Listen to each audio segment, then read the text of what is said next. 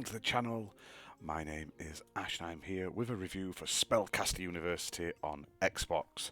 Now, this released on the 2nd of the 5th, 2025, published by Red Art Games, and they were kind of sent me a copy for this video review. Now, on Xbox, it's playable on Xbox One and Xbox Series X and S consoles, priced at $16.74. Now, this is a lot of fun. It's basically a build and manage your own wizard university. So you're basically building your own Hogwarts from a deck of cards. Now, it's quite chill, it's quite laid back, and it's a lot of fun. However, there is a lot of RNG, a lot of random, because you are at the mercy of the cards that you're dealt. Now, there's a variety of different stats, and you basically start off with your basic school deck, and you'll then able to get like light magic or dark magic and nature and arcane and stuff like that, and you'll eventually be able to draw cards from those decks. The more you draw from a deck, the more expensive it costs, but you'll eventually build up more and more resources. Now, you start your school, and you can put your school in a variety of different levels. Each level has its own sort of bonuses and negatives. You can set your own game settings as well, which I thought was really nice. You can have like a variety of different lengths to the game. You can put your own rules in and stuff, so you can really make it play how you want to play it. And the game does have a story, basically. Every so many years, this great evil army awakens, and they normally fight everyone, and one year they mess the calendar up and they get it wrong, and the enemies come and basically wipe out the school, and you're trying to rebuild it before it happens again. That's the story in a nutshell. So you start your school, you give it a name, you give it a crest and stuff like that. You pick some odd little bits, you put some houses in like Gryffindor and stuff like that, and you assign some students, and then you start building up your school with these cards. You add new like classrooms, you add dormitories, all this sort of stuff. You'll be able to liaise with like local tribes and villages and stuff like that to gain reputation with them, which will allow you to unlock negatives and bonuses and additional missions while you're playing.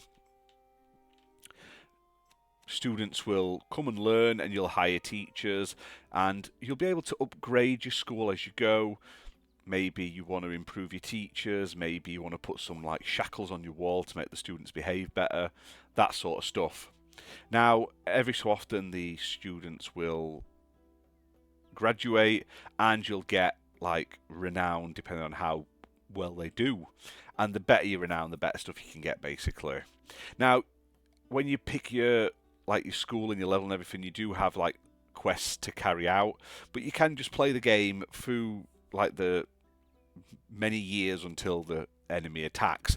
Now, I thought at the end of it there was going to be like a big battle, but just at the end it just sort of goes, right, the enemies are coming, run away, or that's the end of it, and that it sort of cuts off and that's the end, and that's fine. I just was expecting like a giant battle, because like throughout the years I was attacked by orcs and bits and bobs and stuff like that. So I was expecting like at the end you had to be ready for this huge attack, and that doesn't ever happen. Now, obviously some people are going to love this because it is quite chill, even though there's a lot going on. It's sort of like an idle management game.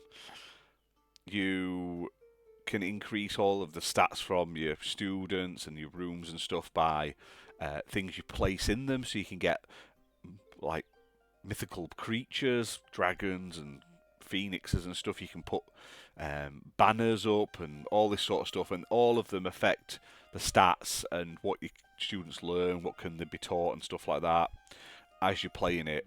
Now, you can also specialise what your university is, like your school, so you can pick one of the different sort of magic types. I thought was nice, and honestly it's quite fun. Every now and again things pop up, like mini scenarios that you've got to deal with. Some are good, some are bad, some are just generic. But yeah, it's fun. It's simple.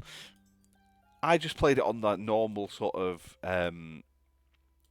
time frame, and I got a good like hour in the first game, and then you can sort of pick and choose how long you want it to play. You can make it easier for you, which gives you more money to start with and makes things a little easier, or you can make it even harder if you want more of a challenge. And it's a lot of fun.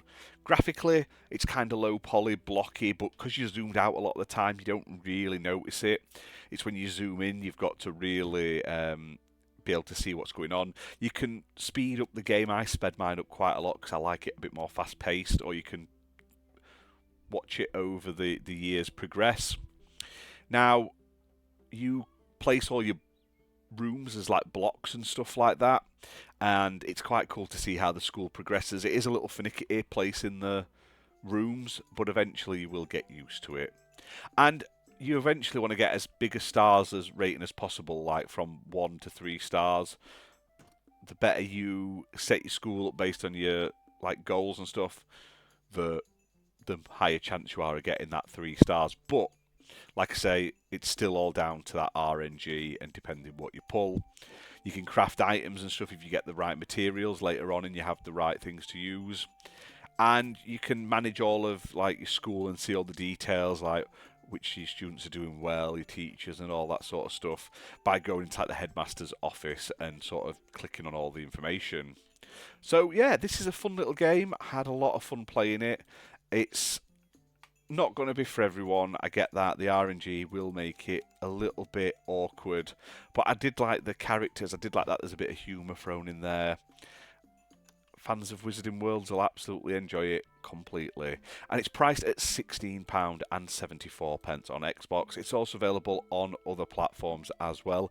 And I'll tell you what, I did like that the Xbox version is actually cheaper than the Steam version.